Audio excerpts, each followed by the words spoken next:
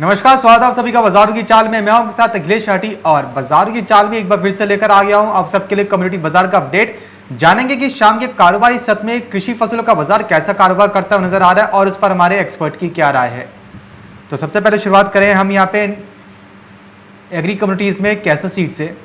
हम देख रहे हैं कि यहाँ पे कैसा सीड के सितंबर वायदा शाम के कारोबारी सत्र में भी 6300 के ऊपर सस्टेन होकर चल रहा है। आपको बता दें कि इस वक्त कैसा सीड का सितंबर वायदा 6374 पर कारोबार करता हुआ नजर आ रहा है।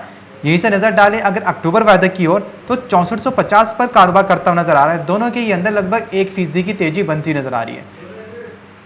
तो अब कैसा सीड में आगे क्या करके चलना सही रहेगा, खरीदारी किन लेवल्स पर करनी चाहिए सही रहेगी, आइए जान लेते हैं एक्सपर्ट से।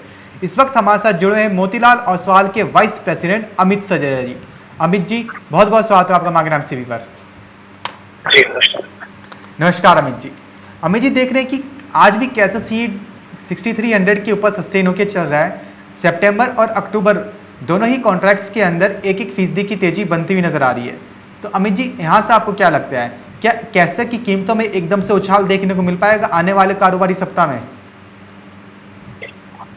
जी देखिए, मेरे हिसाब से जो ओवरऑल ट्रेंड था, जिस तरह से हमारी लास्ट टाइम भी बात हुई जब लोअर सर्किल भी थे, कि ओवरऑल अभी भी उछाल की संभावना है और 6200 के लेवल है जो एक थ्रेशोल्ड है जिसके ऊपर अगर प्राइसेस निकलती हैं तो दोबारा तेजी पकड़ लेंगी। तो वही हमने होता हुआ देखा कि दोबारा तेजी का एक ग्रुप देखा है। अक्टूबर वायदा भी अगर हम देखें तो अक्टूबर फ्यूचर्स में भी आज 6300 के ऊपर ही चल रहे हैं। तो मुझे लगता है कि ओवरऑल जो तेजी का रुझान है वो फिर से लौट चुका है बाजार में। और नेक्स्ट जो बड़ा लेवल होगा अक्टूबर फ्यूचर्स के लिए वो 6600 का होगा और उसके बाद लगभग 6900 तक भी प्राइसेस जा सकती है जी। तो मैं बाय ऑन डिप की सलाह देना चाहूंगा। इमीडिएट सपोर्ट 6200 का है पोजिशनल ट्रेडर्स के लिए और बहुत ही नजदीकी सपोर्ट 6350 का होगा इंट्राडे ट्रेडर्स जी। ये सब जी बात करें अगर चने की, तो देख रहे हैं कि 2.25% की आज करेक्शन बनती हुई नजर आ रही है चने सितंबर वायदा में। तो आपको क्या लगता है, जिस हिसाब से चने की एमएसपी बढ़ा दी गई है तो अब ये गिरावट क्यों देखने को मिल रही है? जी, मेरे ख्याल से एक फिलहाल नॉर्मल प्रॉफिट बुकिंग है, लेकिन ये जैसे मैं बता रहा हूँ बार बार कि कॉन्ट्रैक्ट एक्सपायर होते होते मुझे लगता है कि 5200 के आसपास या थोड़ा सा हल्के से उसके ऊपर ही एक्सपायरी होगी।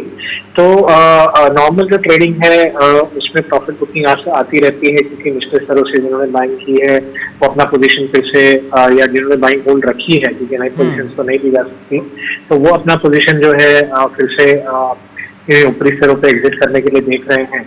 But at the same time निश्चित स्तरों से हम शॉर्ट कवरिंग भी आता हुआ देख रहे हैं। तो मुझे ऐसा लगता है कि एवरेज लेवल जो है 5200 का होगा जिसके करीब सितंबर फ्यूचर जो है एक्सपायर होगा और एक नॉर्मल मूवमेंट है जो फिलहाल हमें मार्केट में देखने मिल रही है। जी, तो यानी कि अभी भले ही चने के अंदर गिरावट देखने को मिल रही हो लेकिन वीकली क्लोजिंग होते होते 5200 तक के लेवल से एक बार फिर से देखने को मिल सकते हैं। अमित जी, इसे नजर डालें अगर बिनौला खल की कीमतों पर, तो देख रहे हैं कि सितंबर वायदा 2400 पर कारोबार करता हुआ नजर आ रहा है। 2500 का भी लेवल आज टूट चुका है और देख रहे हैं कि 3.5% का लोअर सर्किट आज बिनौला खल की कीमतों में लगता हुआ नजर आया है। तो अमित जी, यहाँ से आपको क्या लगता है, क्या बिनौला खल की कीमतों में यहाँ से अभी और गिरावट आ सकती है? जी बिल्कुल। आई थिंक जब लास्ट टाइम हमारी बात हुई ये कहा था कि 2700 का जो मेरा एक पोजिशनल सपोर्ट था क्योंकि बाजार में तोड़ दिया था, तो नेचुरली जो सेलर्स होते हैं वो हावी हो जाते हैं ऐसे समय पर। और हमने देखा कि जो ट्रेडर्स काफी समय से होल्ड करके रखे हुए थे और जिन्होंने 3200 पे समझ लीजिए अपनी क्वांटिटी नहीं निकाली होगी, उन्होंने आखिर में 2700 के नीचे अपना जो पोजीशन है वो खाली कर दिया है। और उस हिसाब से ही हम 3 से 4 महीनों की सक्सेसिव बाइंग के बाद एक पोजिशनल प्रॉफिट बुकिंग देख रहे हैं। और मैंने जैसे 2450 का एक लक्ष्य दिया था 27 के नीचे वो आज हासिल होता हुआ दिख रहा है। मुझे लगता है कि ये जो लेवल है और भी एक्सीड होगा और पोजिशनली 2250 के नेक्स्ट जो स्तर होंगे वो हमें सितंबर वायदा में देखने मिलेंगे जब तक एक्सपायर होता है। जी, तो यानी कि बिनौला खल की कीमतों में जो गिरावट आ रही है ये अभी और ज़्यादा गहराती भी नज़र आ सकती है। अमित जी के मुताबिक 2250 तक बिनौला खल की कीमतें नीचे में जाती हुई नज़र आ सकती हैं।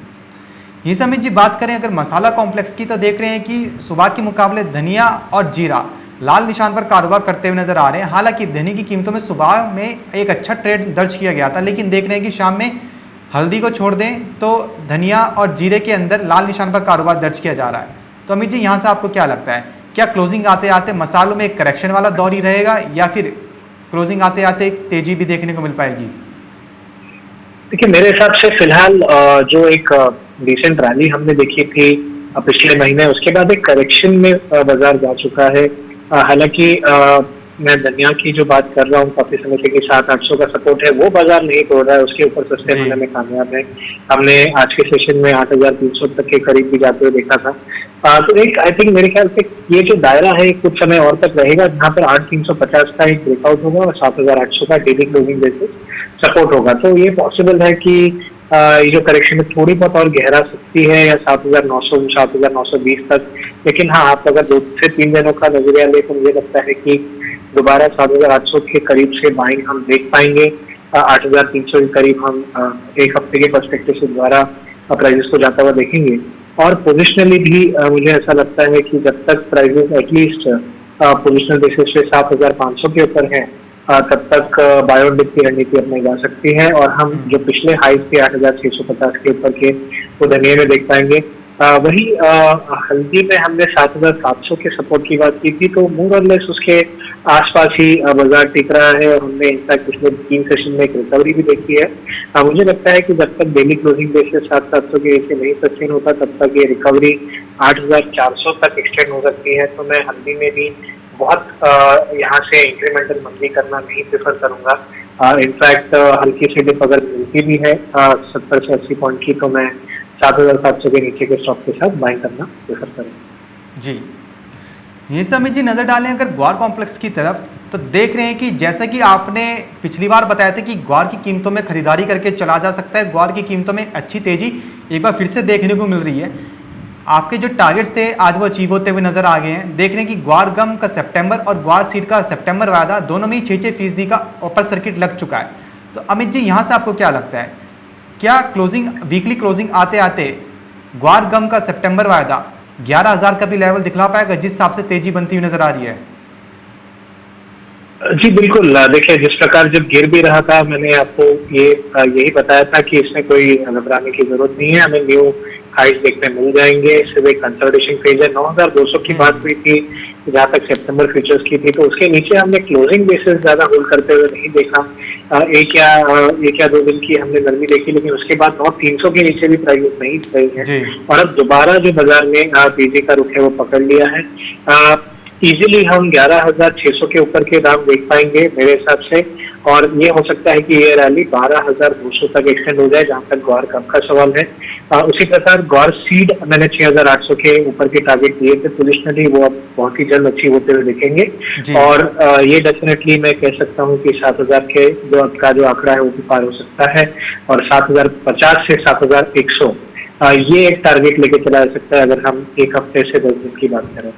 जी, तो यानी कि ग्वार में जो पॉजिटिव रैली है ये अभी और ज़्यादा एक्सटेंड होती हुई नज़र आ सकती है। एक बार फिर से ग्वार की कीमतों में काफ़ी अच्छे लेवल्स देखने को मिल सकते हैं।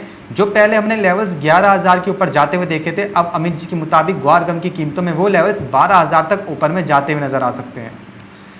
ये अमित जी बात करें अगर सरसों की, तो देख रहे हैं कि सरसों में भी आज नए हाइज बनते हुए नज़र आए हैं।